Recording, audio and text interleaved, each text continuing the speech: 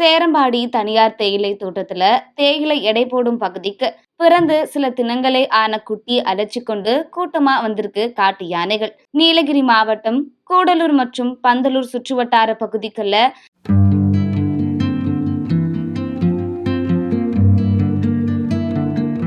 காட்டு யானைகள் மக்கள் வசிக்கும் பகுதிகளுக்கு வருவது அதிகரிச்சிருக்கு.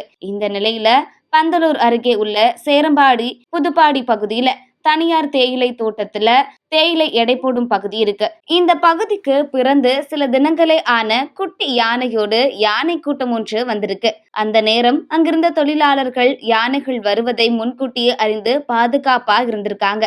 யானைகள் அப்பகுதிக்கு வந்த காட்சி தொழிலாளர்கள் பதிவு செய்து வெளியிட்டிருக்கிறார்கள்.